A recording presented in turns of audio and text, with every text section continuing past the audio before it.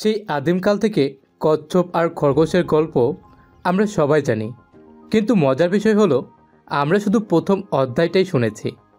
কিন্তু এই গল্পে যে আরও 3টি অধ্যায় আছে সেটা আমরা অনেকেই জানি না।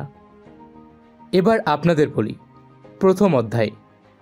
এটা আমরা সবাই জানি যে খরগোশ অর্ধেক রাস্তায় যাওয়ার পর ঘুমিয়ে যায়, আর এই সুযোগে কচ্ছপ জিতে যায়। খরগোশ হেরে যাওয়ার পর বুঝতে পারল তার পরাজয়ের মূল কারণ অতিরিক্ত আত্মবিশ্বাস। তার মানে অতিরিক্ত আত্মবিশ্বাস যে কারোর জন্যই ক্ষতিকর। আর কচ্ছপ বুঝতে পারল কোনো কাজে লেগে থাকলে সাফল্য অবশ্যই আসবে। এবার আপনাদের বলি, এই গল্পের দ্বিতীয় অধ্যায়।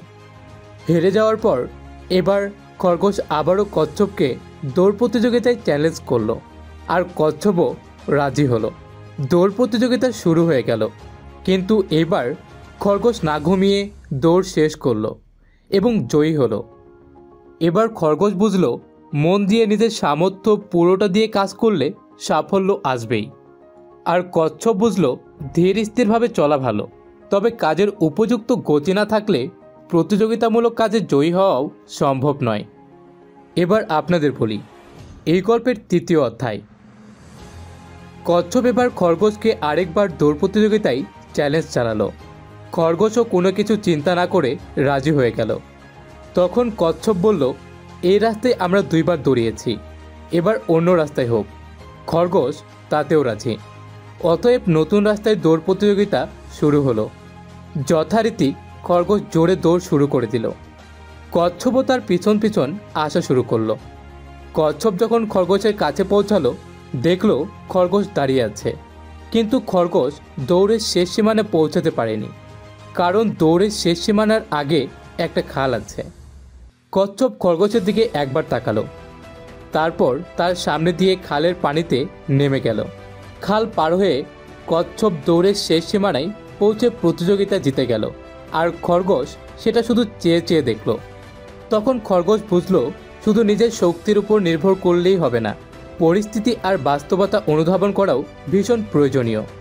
আর কচ্ছপ বুঝলো প্রথমে প্রতিযোগীর দুর্বলতা খুঁজে বের করতে হবে, তারপর সেই অনুযায়ী পরিকল্পনা করতে হবে। গল্প কিন্তু এখানেই শেষ নয় বন্ধুরা। এবার আপনাদের বলবো এই গল্পের চতুর্থ ও শেষ অধ্যায়। এবার খরগোশ কচ্ছপকে আরেকবার দৌড় প্রতিযোগিতায় আহ্বান জানালো, ওই একই রাস্তায়। কচ্ছপও রাজি, কিন্তু এবার তারা ঠিক করলো এবার তারা প্রতিযোগী হিসেবে নয়, বরং এবারের দৌড়টা তারা দৌড়াবে সহযোগী হিসাবে। শুরু হলো প্রতিযোগিতা। প্রথমে খরগোশ কচ্ছপকে নিজের পিঠে তুলে দৌড়ে খালের সামনে গিয়ে নামালো। এবার খরগোশ কচ্ছপের পিঠ থেকে নেমে খরগোশকে নিজের পিঠে নিয়ে খাল পার হলো। তারপর আবার কচ্ছপ খরগোশের পিঠে উঠে বাকি দৌড় শেষ করলো। এবার তারা দুজনেই একসাথে জয়ী হলো। আমরা এই গল্প থেকে শিখলাম ব্যক্তিগত দক্ষতা থাকা খুবই ভালো, কিন্তু দলগত হয়ে একে অপরের দক্ষতাকে কাজে লাগাতে পারলেই আসে সত্যিকারের সাফল্য, যেখানে সবাই বিজয়ের হাসি হাসতে পারে।